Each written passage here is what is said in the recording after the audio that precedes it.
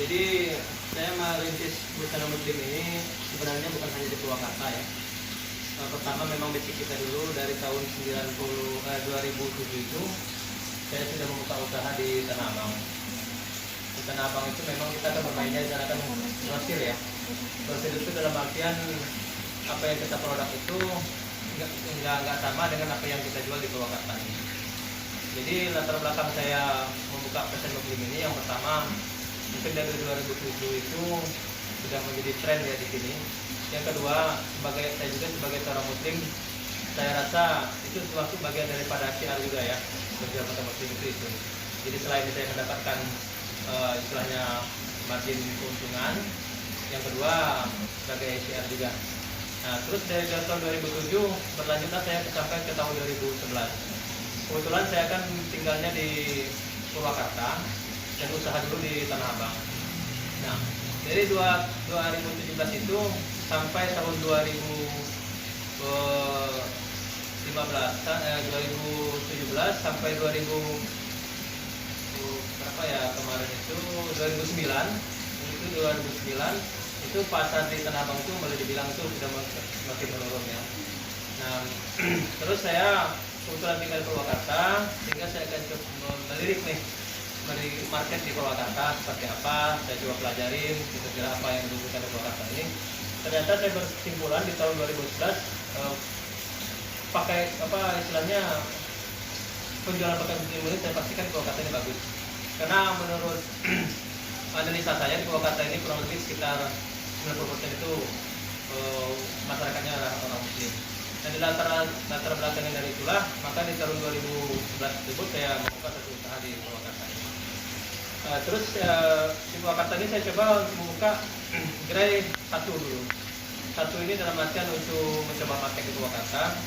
Ternyata dari 2011 itu sangat bagus dalam artian untuk penjualan fashion khususnya untuk pakaian muslim Purwakarta ini.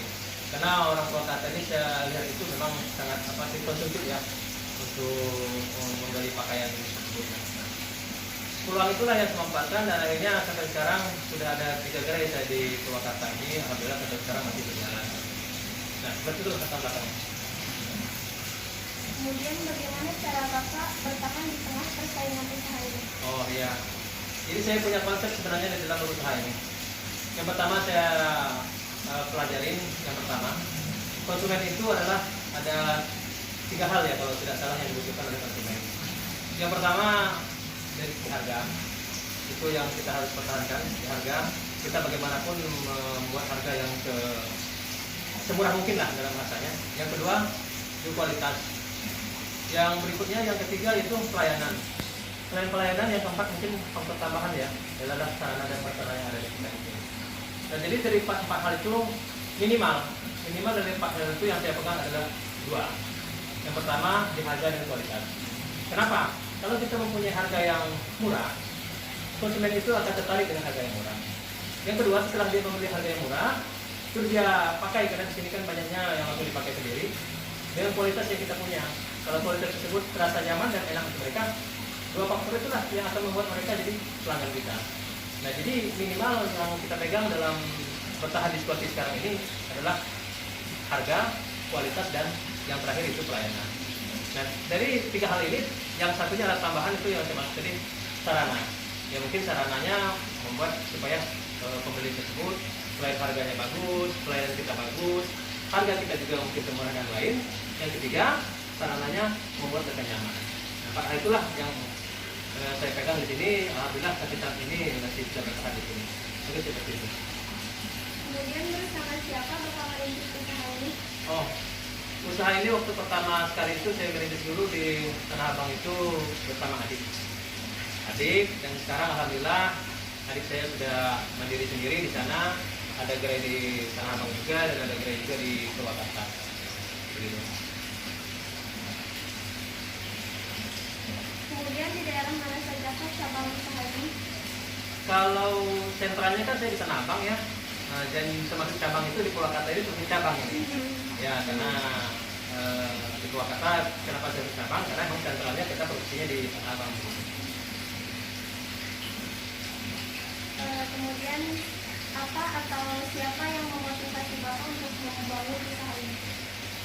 Diri sendiri ya, diri sendiri itu sebenarnya karena faktor yang pertama untuk mensejahterakan keluarga, ya itu motivasinya dari sana. Yang ketiga memang kita lihat itu memang di pesan ini cocok ya kalau diri saya. Karena apa? Memang saya termasuk mungkin punya insting ya untuk penjualan pakaian ini.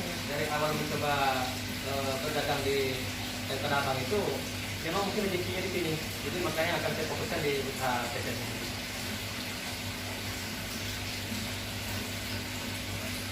Kemudian sudah berapa banyak pegawainya?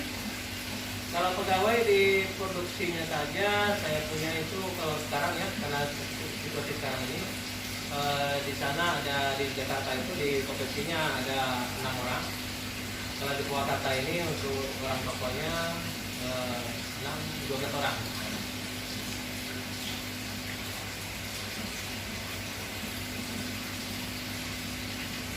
Kemudian bagaimana cara Bapak memanajemen pemasaran usaha ini? Oh, kemudiannya untuk penjualannya ya, ya selain ada juga yang online untuk penjualannya dan juga ada yang offline begitu. Melalui aplikasi Shopee dan Ada juga sebagian seperti itu.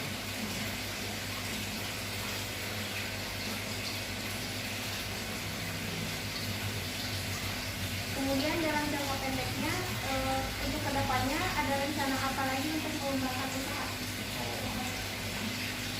Saya yang akan saya kembangkan sebenarnya di usaha fashion ini aja, khususnya untuk kelengkapan kata muslim. Saya punya apa istilahnya harapan untuk diri saya ke depan, bagaimana supaya di Purwakarta ini menjadi yang terlengkap dan terbesar untuk pakaian muslim. Itu harapan saya. Kemudian dalam jangka panjangnya bagaimana rencana Bapak untuk kedepannya? Untuk sekarang ini, untuk rencana jangka panjang mungkin saya masih melihat karena situasi pandemi ini masih wait and see ya. Masalahnya di fashion sekarang nggak hanya di fashion saja, saya lihat di luar, jadi semua usaha sepertinya lagi stagnan ya dengan seperti ini. Mungkin untuk jangka panjang saya harus melihat peluang dulu. Apakah di fashion ini memang menjanjikan untuk melebarkan sayap untuk daerah lain, atau nanti ya aku coba usaha yang lain yang lebih produktif. Kalau gitu terima kasih Pak. Iya, oke.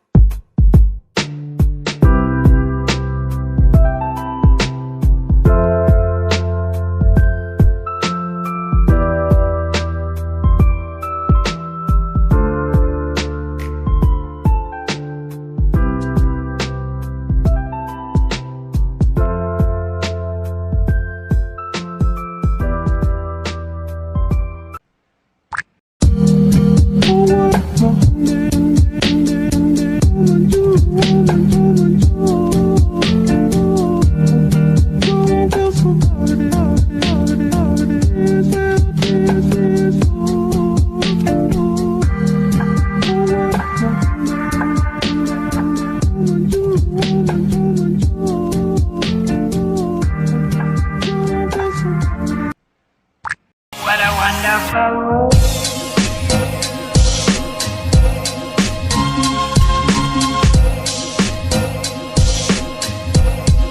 What a wonderful world.